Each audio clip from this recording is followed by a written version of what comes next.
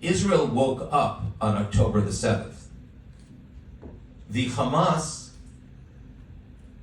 dominated its own state. There were no Jews in Gaza.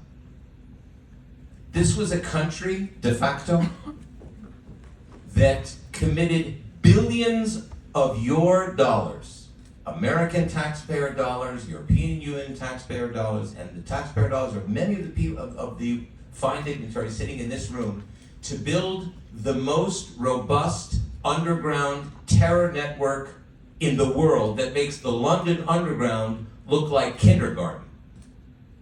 And they use their own public, which today they are starving, weaponizing them in order to advance what has become one of the major forward bases of the Iranian regime, which is another teachable moment for Israel. We thought that we were in a territorial conflict opposite the Palestinian Authority and Hamas.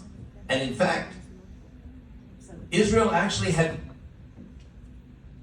deceived itself into thinking, as Yahya Sinwar and Ismail Haniya and the other billionaires. You know, $11 billion of your money is in their pockets right now as they enjoy the Four Seasons Hotel in Doha. As we discuss, as member of Knesset Davidson said, what was a 36-hour Holocaust, unknown in modern political history. The mass rape and massacre of children. And they're sitting in Doha.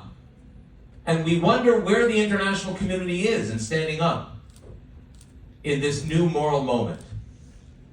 And when we think of UNRWA, by the way, is one of the weaponized organizations of the Iranian regime.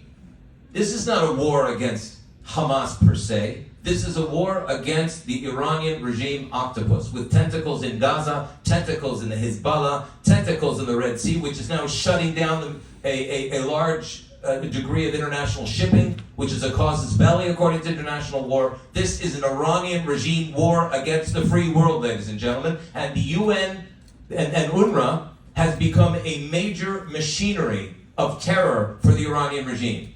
So let's just contextualize the problem that everyone in this room equally faces. It's not just about Israel. It's about each one of you.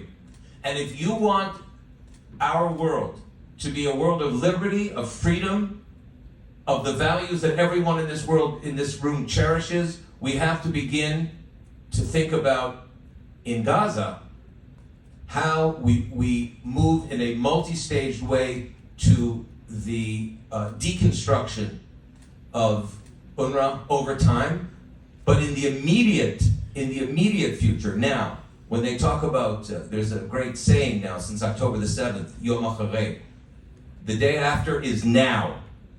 Just the way those who came out of Birkenau and the other death camps Nazis said never again. Never again is now.